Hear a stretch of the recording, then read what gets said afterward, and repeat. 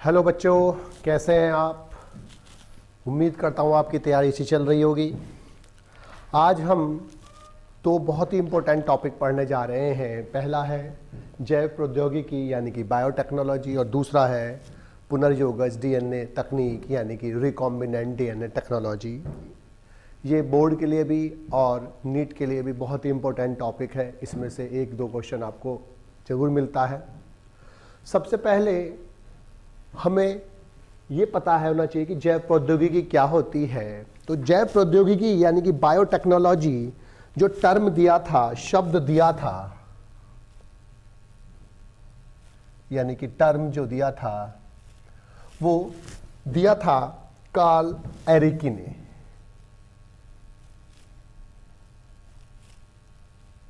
(1919) में। अब इसकी जो डेफिनेशन है उसको समझने के लिए एक छोटा सा बात हमें समझ में आनी चाहिए कि बायो मतलब लिविंग होता है या लिविंग ऑर्गेनिज्म होता है या जीव होता है।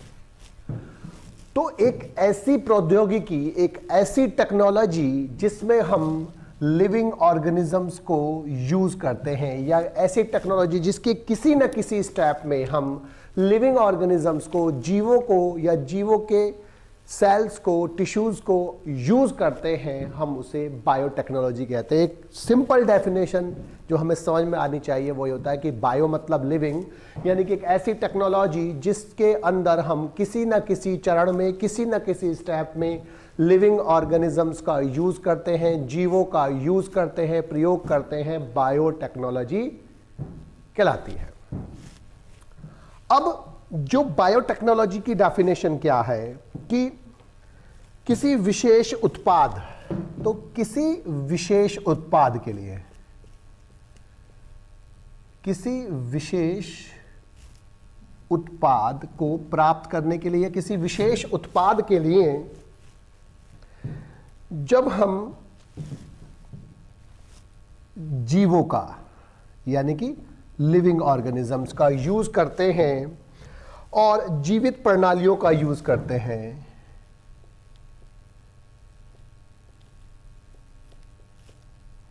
जीवित प्रणाली और जीवों का जब यूज करते हैं तो किसी विशेष उत्पाद को प्राप्त करने के लिए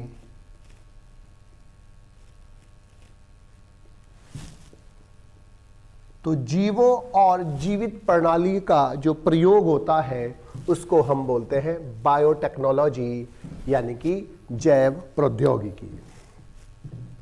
अब जो बायोटेक्नोलॉजी होती है वो बेसिकली दो प्रकार की बायोटेक्नोलॉजी हम पढ़ते हैं।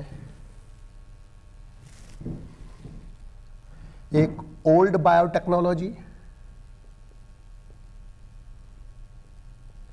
यानी कि पुरानी जैव प्रौद्योगिकी, और एक न्यू बायोटेक्नोलॉजी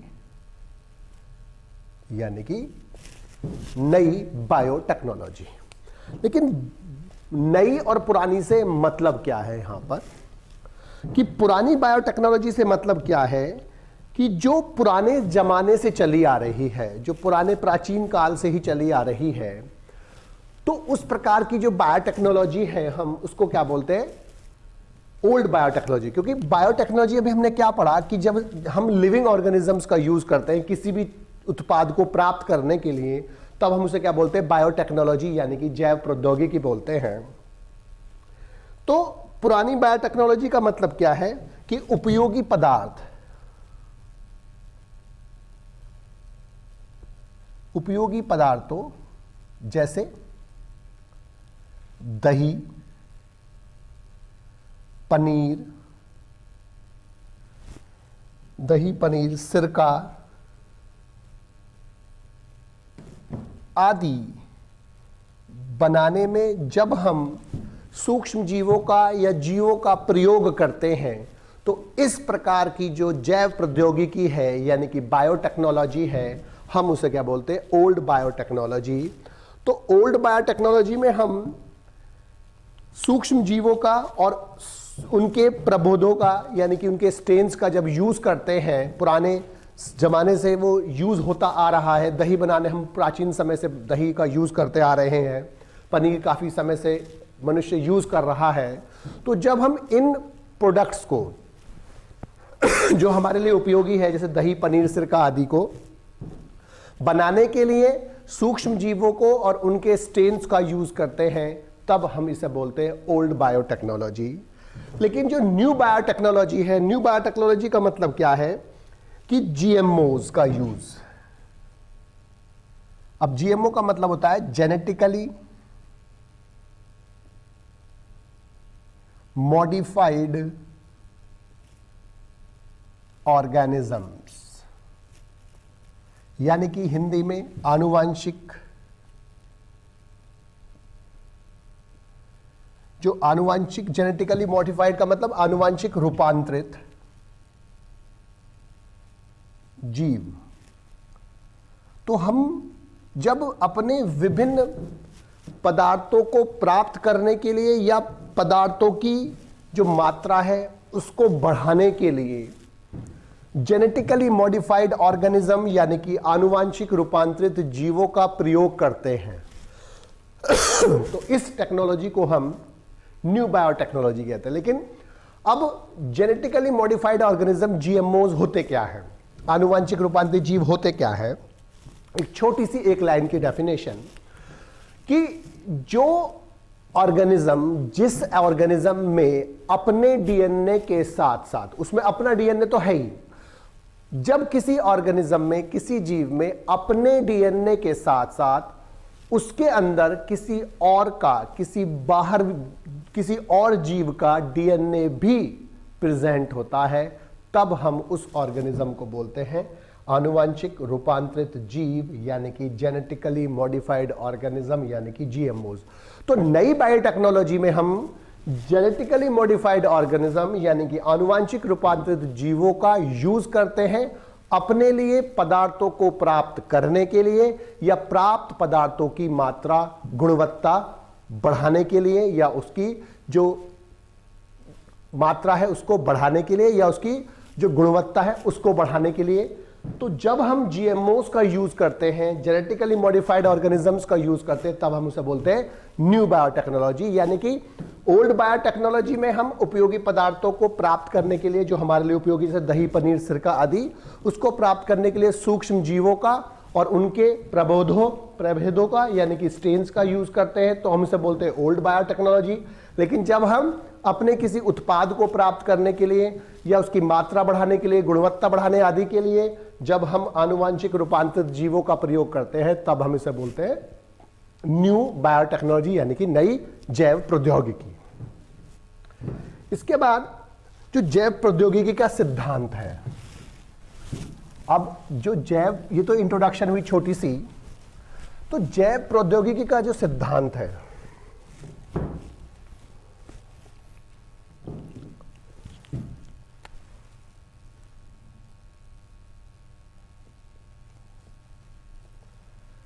अब जो जैव प्रौद्योगिकी का जो सिद्धांत है वो दो तकनीक पर आधारित होता है।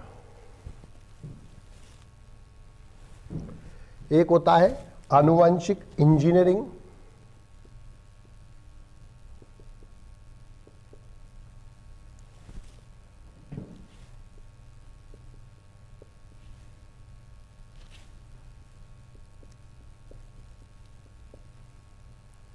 और एक होता है रसायन इंजीनियरिंग।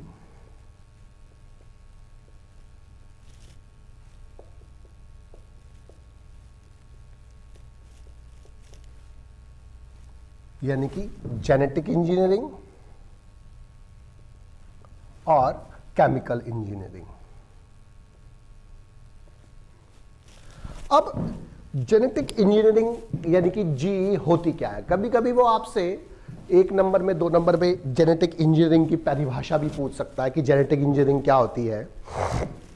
जेनेटिक इंजीनियरिंग के अंदर ही हम रिकॉम्बिनेंट डीएनए टेक्नोलॉजी पढ़ते हैं या पुनर्योगज डीएनए तकनीक पढ़ते हैं। तो जेनेटिक इंजीनियरिंग का मतलब क्या है? नाम से पता चल रहा है जेनेटिक इंजीनियरिंग, तो ऐसी इंजीनियरिंग जिसमें हम किसी ऑर्गेनिज्म के डीएनए या आरएनए यानी कि जेनेटिक मटेरियल में, आनुवांशिक पदार्थ में मैनिपुलेशन करते हैं, फेरबदल करते हैं, छेड़छाड़ करते हैं, बदलाव करते हैं, क्या कहलाता है, जेनेटिक इंजीनियरिंग कहलाता है। यानी कि जो जेनेटिक इंजीनियरिंग है उसका मतलब क्या है, मनुष्य के आवश्यकताओं की पूर्ति करने के लिए या मनुष्य के लिए आवश्यक उत्पादों को प्राप्त करने के लिए जब हम जीवों के डीएनए या आरएनए में यानी कि आनुवंशिक पदार्थ में, जेनेटिक मटेरियल में मैनिपुलेशन करते हैं, परिवर्तन करते हैं, फेरबदल करते हैं, तब हम इस जो इंजीनियरिंग होती है, इस टेक्नोलॉजी को, इस तकनीक को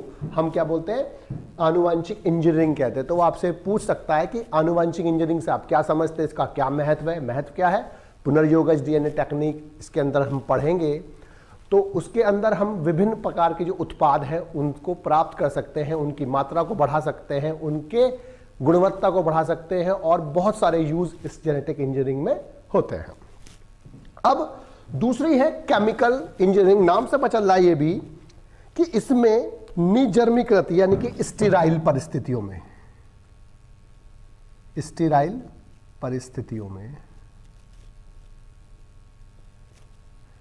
निर्जर्मीकृत का मतलब जर्म फ्री, यानी कि जब कोई रोगाणु या डिजीज कॉजिंग ऑर्गेनिज्म या कोई बैक्टीरिया, कोई या सूक्ष्म जीव जब नहीं होता है, उसको हम निजर्मीकृत परिस्थितियां यानी कि स्टीराइल परिस्थितियां बोलते हैं, स्टेरिलाइजेशन बोलते हैं। तो स्टेरिलाइज्ड कंडीशन में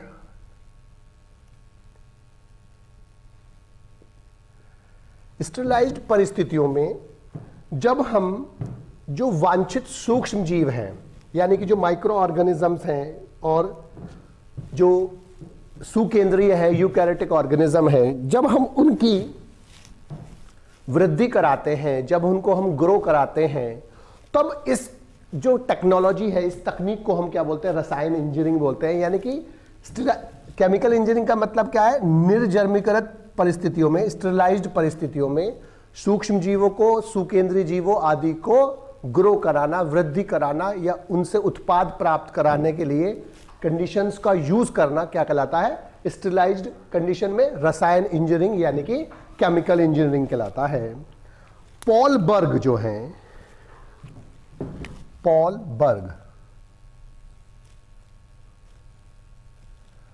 पॉल बर्ग को जेनेटिक इंजीनियरिंग के जनक कहते हैं। जनक कहते हैं किसके, जेनेटिक इंजीनियरिंग के यानी कि आनुवांशिक इंजीनियरिंग के। क्यों कहते हैं, क्योंकि उन्होंने क्या काम किया, उन्होंने लैम्डा फेज का यूज किया। लैम्डा फेज, बैक्टीरियोफेज होते हैं लैम्डा फेज। फेज का मतलब क्या होता है, बैक्टीरियोफेज है यानी कि जीवाणु भोजी है। अब जीवाणु भोजी या बैक्टीरियोफेज का मतलब क्या होता है कि एक ऐसा वायरस, एक ऐसा विषाणु जो जीवाणु यानी कि बैक्टीरिया को पैरासाइट बनाता है, यानी कि जो बैक्टीरिया पर या जीवाणु पर परजीवी होता है, पैरासाइट होता है, ऐसा वायरस, ऐसा विषाणु जीवाणु भोजी या बैक्टीरियोफेज कहलाता है। और इसीलिए उसको शॉर्ट में फेज लिख देते हैं, बैक्टीरियोफेज का शॉर्ट फॉर्म हो जाता है खाली फेज। तो जीवाणु भोजी को हम बोलते हैं बैक्टीरियोफेज और इसका जो शॉर्ट फॉर्म हो जाती है वो खाली फेज हो जाती है। तो बैक्टीरियोफेज या जीवाणु भोजी वो वायरस है, वो विषाणु है जो जीवाणु पर परजीवी होता है, बैक्टीरिया पर पैरासाइट होता है। तो उन्होंने क्या काम करा कि लैम्डा फेज को यूज किया और SV40 वायरस, SV40 वायरस, इसको सिमियन वायरस बोलते हैं, सिमियन वायरस। तो उन्होंने क्या काम करा, लैम्डा फेज का यूज करा, SV40 की जो जीन्स होती है उनको उन्होंने ई कोलाई बैक्टीरिया में ट्रांसफर कर दिया। तो पहली बार उन्होंने एक ऑर्गेनिज्म की जीन निकालकर दूसरे ऑर्गेनिज्म में ट्रांसफर करी, किसकी सहायता से, लैम्डा फेज की सहायता से। तो इसीलिए उनको पॉल बर्ग को जेनेटिक इंजीनियरिंग का जनक कहा जाता है, फादर ऑफ जेनेटिक इंजीनियरिंग। तो उन्होंने करा क्या, SV40 यानी कि सिमियन वायरस की जीन निकाली और उसको उन्होंने लैम्डा फेज पर फिट की और लैम्डा फेज की सहायता से ई कोलाई यानी कि बैक्टीरिया ई कोलाई के अंदर उसको ट्रांसफर कर दिया। तो पहला जो ट्रांसफर करने का जो केस था वो पॉल बर्ग ने किया, तो इसलिए पॉल बर्ग को हम क्या बोलते हैं, फादर ऑफ जेनेटिक इंजीनियरिंग, यानी कि आनुवांशिक इंजीनियरिंग के जनक कहते हैं। अब जो आनुवांशिक इंजीनियरिंग तकनीक है उसका जो विकास हुआ, उस विकास में दो महत्वपूर्ण खोजों का सबसे बड़ा योगदान रहा। जो जेनेटिक इंजीनियरिंग है, आनुवांशिक इंजीनियरिंग है, उसमें दो टेक्निक सबसे ज्यादा यूज हुई, या जिसका सबसे ज्यादा महत्व रहा। जो सबसे ज्यादा महत्व रहा वो रहा प्लाज्मिड का और रेस्ट्रिक्शन एंडोन्यूक्लिएज एंजाइम का। प्लाज्मिड जो होते हैं, अब इसकी जो डेफिनेशन है प्लाज्मिड की वो भी बहुत इंपॉर्टेंट है। प्लाज्मिड की डेफिनेशन पूछ ली जाती है कि प्लाज्मिड से आप क्या समझते हो। तो प्लाज्मिड एक्स्ट्रा क्रोमोसोमल डीएनए होते हैं। एक्स्ट्रा माने बाहर, यानी कि बाह्य गुणसूत्रीय डीएनए होते हैं। डीएनए के वृत्तीय अणु होते हैं जिनमें स्वतः रेप्लिकेशन, स्वतः गुणन, स्वतः प्रतिकरण की क्षमता होती है। अर्थात डीएनए के वो एक्स्ट्रा क्रोमोसोमल वृत्तीय डीएनए या वो खंड जो बैक्टीरिया में और कुछ ईस्ट में पाए जाते हैं, जिनमें स्वतः रेप्लिकेशन, सेल्फ रेप्लिकेशन की स्वतः गुणन की क्षमता पाई जाती है, उन्हें हम क्या बोलते हैं, प्लाज्मिड बोलते हैं। तो जो प्लाज्मिड होते हैं वो मुख्यतः जीवाणुओं में और ईस्ट में पाए जाते हैं। तो जो सबसे पहला जो जेनेटिक इंजीनियरिंग में इंपॉर्टेंट था वो डिस्कवरी हुई प्लाज्मिड की। तो इस प्लाज्मिड की डिस्कवरी से एक ऑर्गेनिज्म के डीएनए को दूसरे ऑर्गेनिज्म में डालना आसान हुआ। दूसरा रेस्ट्रिक्शन एंडोन्यूक्लिएज एंजाइम बोलते हैं इनको, रेस्ट्रिक्शन एंडोन्यूक्लिएज एंजाइम, और इनको शॉर्ट में RE भी बोल देते हैं, रेस्ट्रिक्शन एंजाइम भी बोल देते हैं कभी कभी। लेकिन रेस्ट्रिक्शन एंडोन्यूक्लिएज एंजाइम इनको क्यों कहते हैं, पहले हमें यह समझ में आना चाहिए। सबसे पहले तो आप समझो REE है, रेस्ट्रिक्शन एंडोन्यूक्लिएज एंजाइम। इसको क्यों बोलते हैं रेस्ट्रिक्शन एंडोन्यूक्लिएज? एंडो मतलब होता है अंदर, एक्सो मतलब लगाते हैं बाहर के लिए। एंजाइम ये है ही, विकर बोलते हैं इनको, और वो एंजाइम प्रोटीन के बने सामान्यतः कोलाइड होते हैं और ऐसे बायोमोलिक्यूल्स होते हैं जो लिविंग ऑर्गेनिज्म बनाते हैं, जो बॉडी के अंदर विभिन्न रासायनिक क्रियाओं को, केमिकल रिएक्शन को उत्प्रेरित करते हैं, कैटालाइज करते हैं, एंजाइम कहलाते हैं।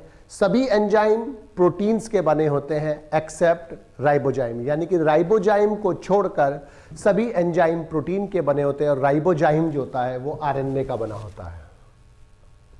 राइबोजाइम किसका बना है? आरएनए का। क्योंकि अभी देखो इसमें याद रखने के लिए आरएनए एंजाइम है ये। तो राइबो जो वर्ड है वो बना है राइबो शुगर के लिए, और राइबो शुगर किसमें होती है? आरएनए में। तो इसका मतलब राइबो वर्ड किस लिए लगाया है? आरएनए के लिए लगाया है। और एंजाइम का ZYME ले लिया, EN हटा दिया, तो दोनों को जोड़ कर बना दिया राइबोजाइम। तो राइबोजाइम अकेला ऐसा एंजाइम होता है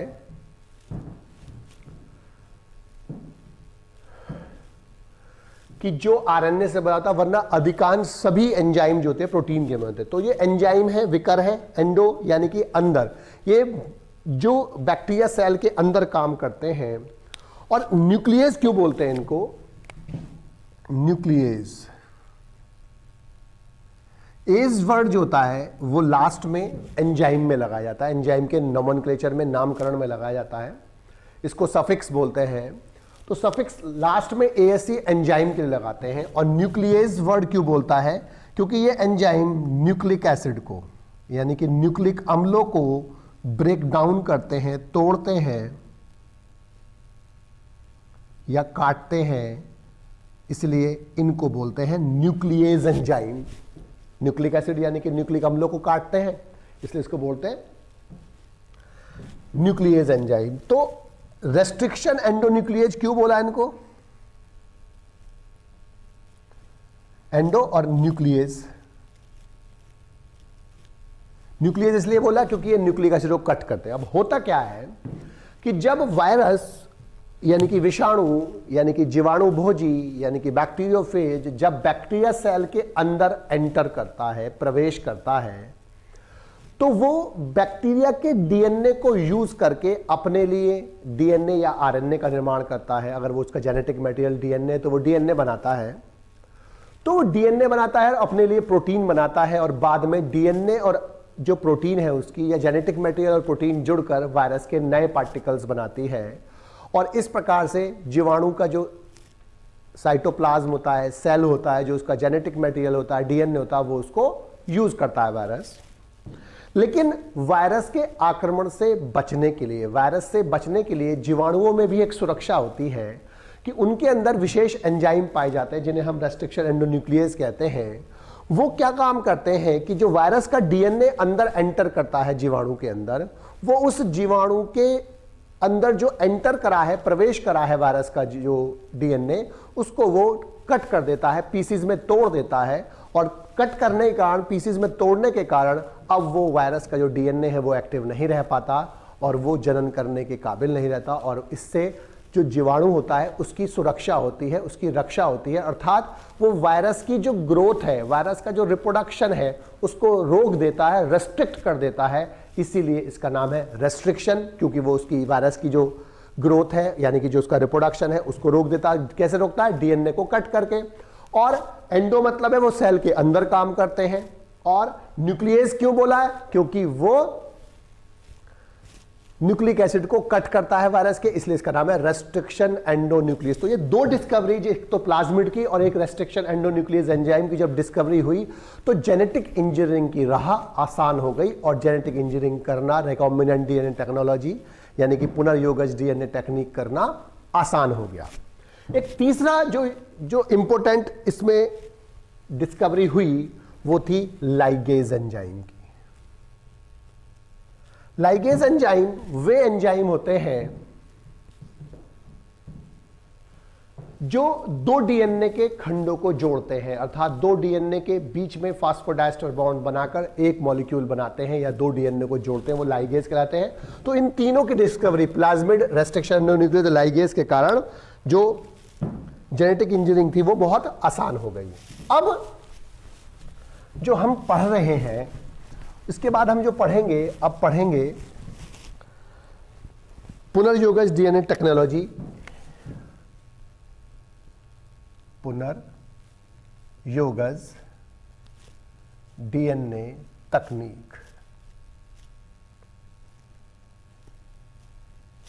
यानी कि रिकॉम्बिनेंट डीएनए टेक्नोलॉजी।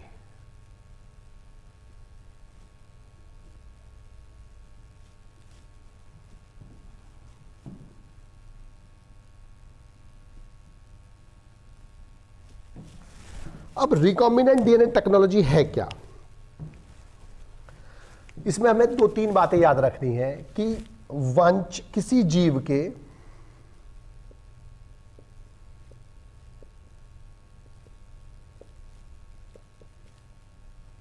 वांछित डीएनए या जीन, तो जो वांछित डीएनए है, हमारा डिजायरेबल,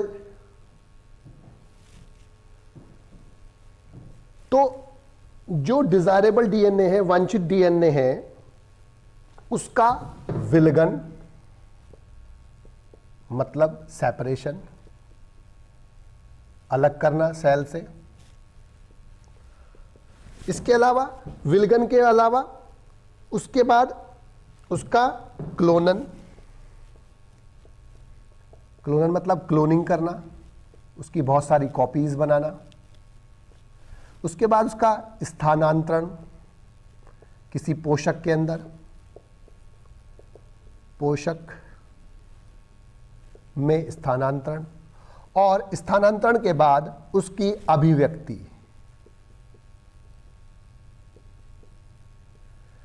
अभिव्यक्ति यानी कि एक्सप्रेशन क्या कहलाता है?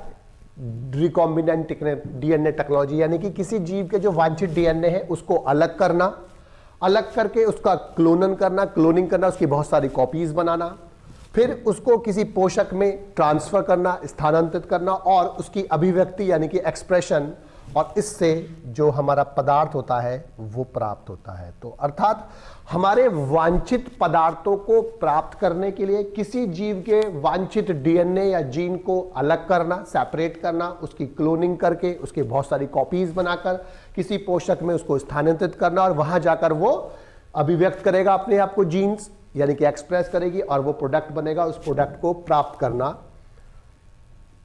इसको हम बोलते हैं रिकॉम्बिनेंट डीएनए टेक्नोलॉजी। यानी कि एक ऐसी टेक्नोलॉजी जिसमें हम किसी अपने वांछित प्रोडक्ट को प्राप्त करने के लिए किसी वांछित डीएनए को किसी जीव से पृथक करते हैं, उसकी अगर जरूरत होती है तो बहुत सारी कॉपीज बनाते हैं और उसको किसी पोषक में ट्रांसफर करते हैं और वहां जाकर वो जीन अपने आप को अभिव्यक्त करती है, एक्सप्रेस करती है, अपना प्रोडक्ट बनाती है और उस प्रोडक्ट को हम यूज करते हैं, प्राप्त करते हैं। तो इस टेक्नोलॉजी को हम बोलते हैं रिकॉम्बिनेंट डीएनए टेक्नोलॉजी, आरडीटी या पुनर्योगज डीएनए तकनीक। अब जो पुनर्योगज डीएनए टेक्नोलॉजी है उसके साधन देखेंगे पहले हम, के साधन।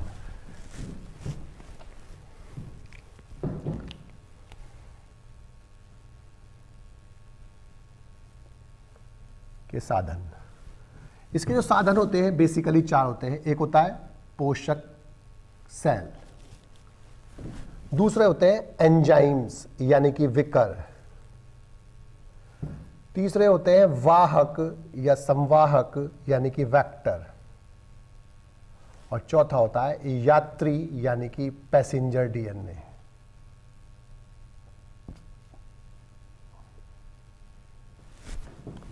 एंजाइम, अनेक एंजाइम यूज किए थे। अब इसमें से बहुत सारे क्वेश्चन बनते हैं, तो वो आपसे पूछ लेगा कि रिकॉम्बिनेंट डीएनए टेक्नोलॉजी में यूज होने वाले 2 प्रमुख एंजाइमों के नाम लिखिए, 4 प्रमुख एंजाइमों के नाम लिखिए, या 2 एंजाइमों के नाम लिखिए, उनके कार्य लिखिए, 2 वाहकों के बारे में लिखिए, या यात्री डीएनए क्या होता है, वो आपसे कुछ ही पूछ सकता है। तो जो एंजाइम्स होते हैं वो हम वेरियस स्टेप में, जैसे वाहक वो डीएनए होता है या वो प्लाज्मिड होता है या वो डीएनए होता है जो जिस डीएनए को हम ट्रांसफर कर रहे हैं एक ऑर्गेनिज्म में, जिसे हम पैसेंजर डीएनए बोलते हैं, उस पैसेंजर डीएनए को वाहक पर फिट किया जाता है और फिर पोषक सेल में ट्रांसफर किया जाता है। जैसे फॉर एग्जांपल अगर हमें इंसुलिन की जीन ट्रांसफर करनी है तो इंसुलिन की जीन निकालकर हम ह्यूमन से उसको प्लाज्मिड पर फिट करेंगे, वो वेक्टर हो गया, वाहक हो गया, और उसको फिर बैक्टीरिया सेल में डाल देंगे और बैक्टीरिया जो होगी वो सेल हो गई, पोषक सेल हो गई।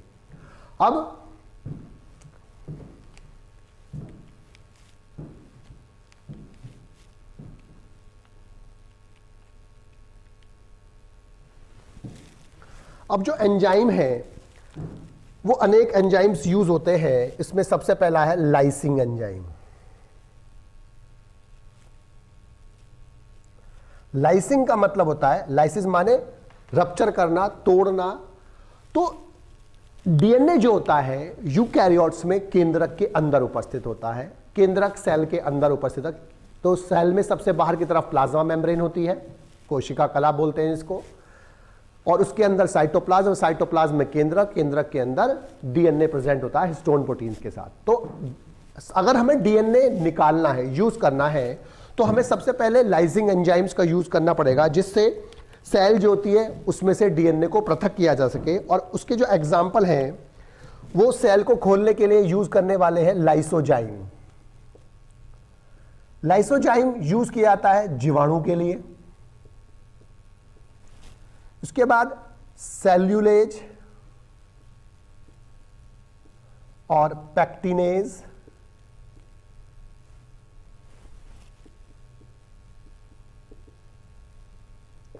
पादप सेल के लिए यूज किया जाता है, और काइटिनेज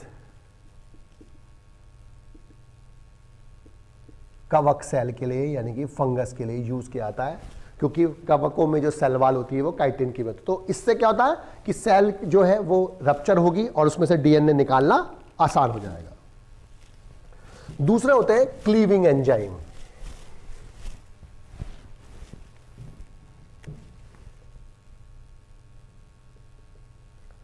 क्लीविंग एंजाइम का मतलब काटने वाले एंजाइम, काटने वाले विकर। ये काटने वाले विकर जो होते हैं वो डीएनए को या आरएनए को काटने के लिए यूज करते हैं। जो डीएनए को काटने के लिए होते हैं वो 3 प्रकार के होते हैं, एक्सोन्यूक्लिएज, दूसरे होते हैं एंडोन्यूक्लिएज, और तीसरे होते हैं रेस्ट्रिक्शन एंडोन्यूक्लिएज। तो एक्सो माने होता है बाहर, एंडो माने होता है अंदर। तो जो डीएनए को बाहर से कट करते हैं, अगर ये डीएनए है ये 5 प्राइम टू 3 प्राइम और ये 3 प्राइम टू 5 प्राइम, तो जो डीएनए को बाहर से कट करेंगे उन्हें हम बोलते हैं एक्सोन्यूक्लिएज। जो अंदर से किसी भी पॉइंट पर कट कर देंगे उन्हें हम बोलते हैं एंडोन्यूक्लिएज। लेकिन जो विशेष पैलिंड्रोमिक सीक्वेंस से कट करते हैं, पैलिंड्रोमिक सीक्वेंस या अनुक्रम से कट करते हैं उन्हें हम बोलते हैं रेस्ट्रिक्शन एंडोन्यूक्लिएज। अब लेकिन पैलिंड्रोमिक अनुक्रम होते क्या है? पैलिंड्रोमिक अनुक्रम होते हैं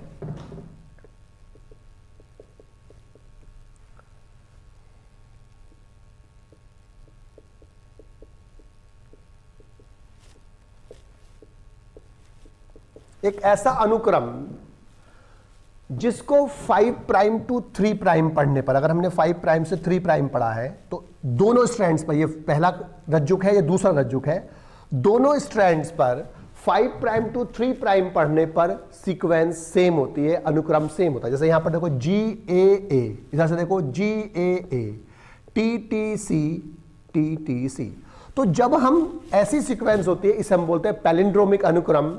और जो रेस्ट्रिक्शन एंडोन्यूक्लिएज होते हैं वो इन पैलिंड्रोमिक सीक्वेंसेस से, अनुक्रमों से कट करते हैं, तो उन्हें हम बोलते हैं रेस्ट्रिक्शन एंडोन्यूक्लिएज एंजाइम। तो जो बाहर से कट करते हैं एक्सोन्यूक्लिएज, जो अंदर से कट करते हैं वो एंडोन्यूक्लिएज, और जो विशेष पैलिंड्रोमिक अनुक्रमों से कट करते हैं उन्हें हम बोलते हैं रेस्ट्रिक्शन एंडोन्यूक्लिएज एंजाइम।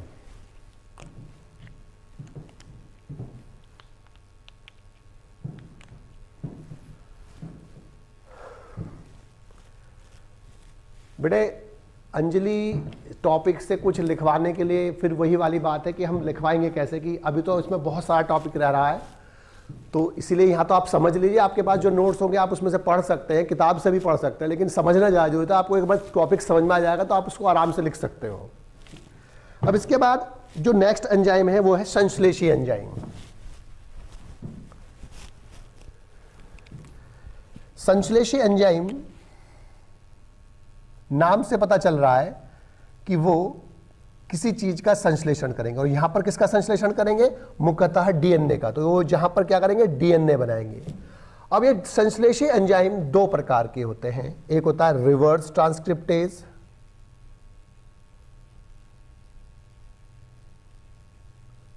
यानी कि विलोम अनुलेखक एंजाइम जो होता है, और दूसरा होता है डीएनए पॉलीमरेज।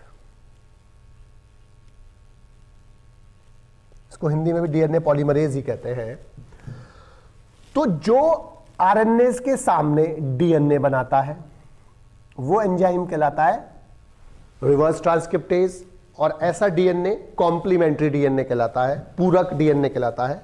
और जो डीएनए के सामने डीएनए बनाता है उस एंजाइम का नाम होता है डीएनए पॉलीमरेज। तो जो डीएनए के सामने डीएनए बनाता है वो डीएनए पॉलीमरेज, जो आरएनए के सामने डीएनए बनाता है वो रिवर्स ट्रांसक्रिप्टेज एंजाइम कहलाता है। नेक्स्ट होता है जॉइनिंग एंजाइम, यानी कि जोड़ने वाला एंजाइम। जॉइनिंग एंजाइम मतलब जोड़ने वाला एंजाइम, और वो क्या होता है? लाइगेज होता है, जो 2 डीएनए को आपस में जोड़ता है। और एक लास्ट होता है एल्केलाइन फॉस्फेटेज। ये एल्केलाइन फॉस्फेट जो गोलाकार डीएनए होता है, जब उसको कट करके लीनियर बनाता है, रेखिक बनाता है, तो ये 5 प्राइम एंड से OH ग्रुप को कट कर देता है। तो OH ग्रुप को कट करने से अब ये रिएक्टिव कम हो जाएगा और ये वापस पुनः गोलाकार नहीं हो पाएगा। ये 5वां एंजाइम है जो इसमें यूज किया था। वाहक वो डीएनए के मॉलिक्यूल्स होते हैं, वो प्लाज्मिड्स होते हैं, या वो डीएनए होते हैं जो एक डीएनए को एक स्थान से दूसरे स्थान तक, यानी कि एक ऑर्गेनिज्म से दूसरे ऑर्गेनिज्म में ट्रांसफर करते हैं। जो वाहक और डीएनए होते हैं मुख्य रूप से वो दो प्रकार के होते हैं जो यूज होते हैं, एक तो प्लाज्मिड्स होते हैं और दूसरा बैक्टीरियोफेज या फेज होते हैं, यानी कि जो वायरस होते हैं, और दूसरे प्लाज्मिड्स होते हैं। इसके बाद पैसेंजर डीएनए वो डीएनए होता है जो हम एक ऑर्गेनिज्म से निकालकर दूसरे में ट्रांसफर करते हैं, और ये पैसेंजर डीएनए बेसिकली तीन प्रकार से आ सकता है। एक होता है जो डीएनए से जो डीएनए बनाया जाता है, एक आरएनए से डीएनए बना सकता है, और एक होता है रैंडम डीएनए। तो जो कॉम्प्लीमेंट्री डीएनए यानी कि पूरक डीएनए होता है वो आरएनए के सामने बनाया जाता है। जो सिंथेटिक डीएनए होता है वो डीएनए के सामने डीएनए बनाया जाता है डीएनए पॉलीमरेज एंजाइम से। और तीसरा होता है रैंडम डीएनए। तो रैंडम डीएनए वो डीएनए होता है जो गुणसूत्रों को काट कर रेस्ट्रिक्शन एंडोन्यूक्लियस एंजाइम से कट करके जो डीएनए के खंड बनाए जाते हैं उन्हें हम रैंडम डीएनए बोलते हैं। हम कोई सा भी डीएनए यूज कर सकते हैं। पोषक सेल वो सेल्स होती है जिसमें प्लाज्मिड को हम ट्रांसफर करते हैं जब हमने उसमें डीएनए डाल दिया है। अब ये जो हमने आउटलाइन पढ़ी है, अब इसको हम देखेंगे कि किस प्रकार से रिकॉम्बिनेंट डीएनए टेक्नोलॉजी के चरण होते हैं, पद होते हैं। सबसे पहले टेक्नोलॉजी के जो चरण हैं, रिकॉम्बिनेंट डीएनए आरडीटी के चरण देखें। अब हम इसके जो चरण है सबसे पहले, अब इसमें सबसे पहले हम क्या काम करते हैं कि फॉर एग्जांपल ये एक सेल है और इसके अंदर ये केंद्रक है और यहां पर डीएनए है, ये डीएनए है, और जो ये वाला डीएनए है, इतना डीएनए, ये हमारा इच्छित डीएनए है, वांछित डीएनए है। इसको हमें यूज करना है। फॉर एग्जांपल ह्यूमन इंसुलिन की जीन ही है कि हम उसे निकालकर इंसुलिन बनाना है। ये है जीवाणु कोशिका, ये इसका न्यूक्लियोइड हो गया और ये इसका प्लाज्मिड हो गया।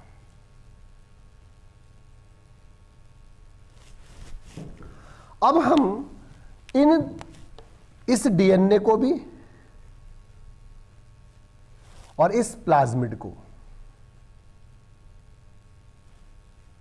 दोनों को ट्रीट करते हैं सेम रेस्ट्रिक्शन एंडोन्यूक्लियस एंजाइम से, यानी कि दोनों पर समान रेस्ट्रिक्शन एंडोन्यूक्लियस एंजाइम प्रयोग करते हैं।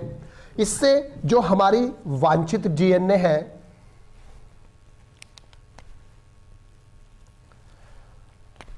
ये वांछित डीएनए हो गया हमारा, या जीन, और ये प्लाज्मिड हो गया जो इस पे कट किया है रेस्ट्रिक्शन एंडोन्यूक्लियस से। अब रेस्ट्रिक्शन एंडोन्यूक्लियस जब कट करते हैं तो सामान्यतः वो स्टिकी एंड प्रोड्यूस करते हैं। स्टिकी एंड का मतलब क्या होता है कि ऐसे डीएनए को अगर एक मॉलिक्यूल है तो इस प्रकार से कट करता है,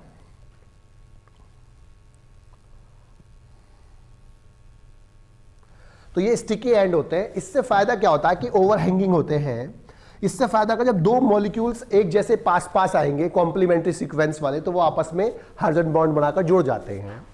तो अब इसके नेक्स्ट स्टेप में अब डीएनए लाइगेज एंजाइम यूज करते हैं, और डीएनए लाइगेज एंजाइम लगाकर अब इस जो डीएनए है इन दोनों को आपस में जोड़ दिया जाता है। जो वांछित जीन है वो उसको जोड़ दिया जाता है। अब इस प्लाज्मिड को अब हम एक ऐसे जीवाणु में डाल देते हैं जिसके अंदर प्लाज्मिड नहीं होता है, अर्थात प्लाज्मिड लेस होता है, जिसका प्लाज्मिड निकाला गया होगा, और अब इसको इसके अंदर ट्रांसफर कर देते हैं। अब जब भी ये जीवाणु रेप्लिकेट करेगा, गुणन करेगा, जनन करेगा, तो इसके ऊपर अंदर जो प्लाज्मिड है वो भी रेप्लिकेट करेगा, वो भी जनन करेगा, और उसके ऊपर जो ये हमारी वांछित जीन है ये भी गुणन करेगी, ये भी रेप्लिकेट करेगी।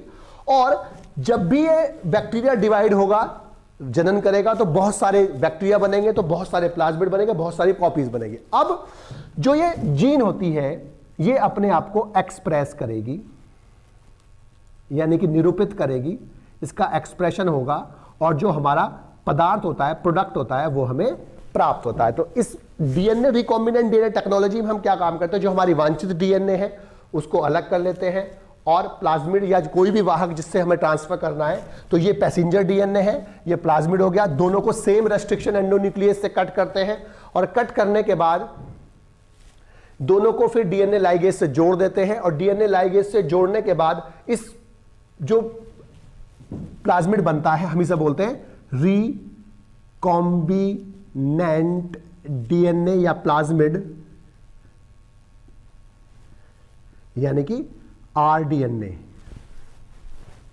आरडीएनए यानी कि रिकॉम्बिनेंट डीएनए, चिमेरिक डीएनए बोलते हैं और इसीलिए इस टेक्निक का नाम है रिकॉम्बिनेंट डीएनए टेक्नोलॉजी। अब तो अगर हम इसको छोटा सा एग्जांपल से और देखें कि हम कैसे कर सकते हैं इसको, फॉर एग्जांपल हमने क्या करा कि मनुष्य की